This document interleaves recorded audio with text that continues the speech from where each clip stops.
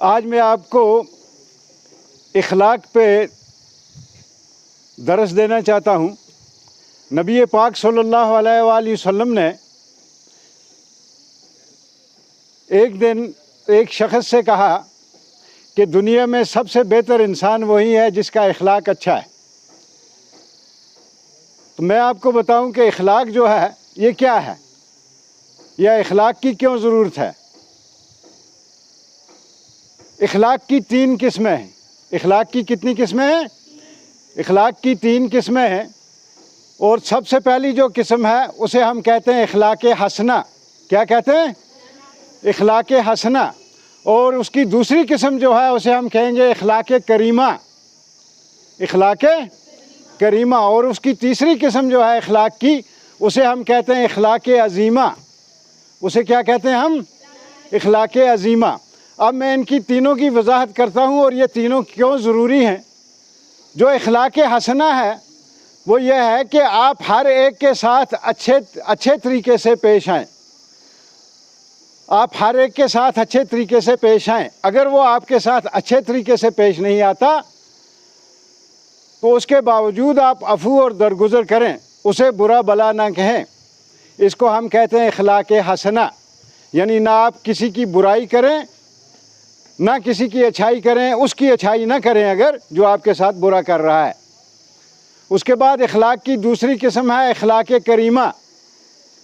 इखलाक करीमा कहते हैं कि अगर आपके साथ कोई बुराई कर रहा है, अगर आपके साथ कोई बुराई कर रहा है, आपको सता रहा है, आपको अजियत दे रहा है, आपको तकलीफ़ पहुंचा रहा है, मगर आपको उसे तकलीफ़ नहीं पहुंचानी, वो आपका पड़ोसी चाहे आपको रूहानी, जिस्मानी या किसी किस्म की भी अजियत दे रहा है, तो मगर आपको बदले में उसको अजियत नहीं देनी है।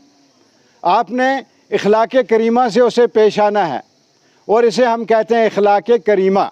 और जो तीसरा दर्जा है, इसका सबसे ऊंचा दर्जा जो है इखलाक अज़ीमा, जिसकी गवाही जिस पर नबी पाक सल्लल्लाहु अलैहि वसल्लम कायम थे, इन्नका लखुल्कुल अज़ीम, यानी आपको खुल्क अज़ीम के आला मर्तबे पे फाइज़ किया गया, जिसकी गवाही अल्लाह ताला ने दी है, वो है इखलाक अज़ीमा।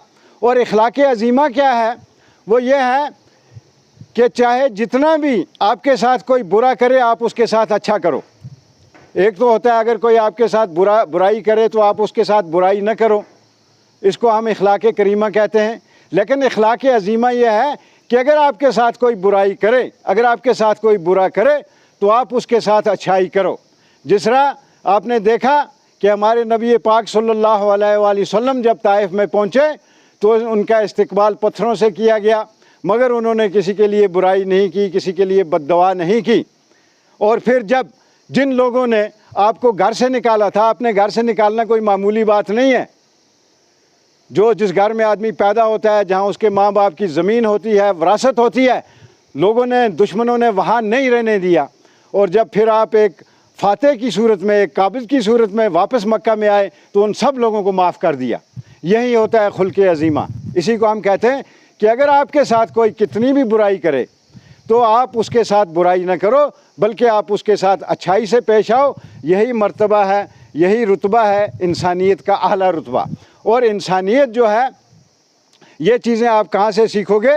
ये आप लोग इसी स्टेज से सीखोगे, इसी इदारे से सीखोगे। क्योंकि स्कूल ही एक ऐसा इदारा है कि कोई मजहबी तफरीक नहीं है। बाकी जितने भी इदारे हैं उनके अपने अपनी यानी रिस्ट्रिक्शंस हैं, अपनी अपनी पाबंदियाँ हैं।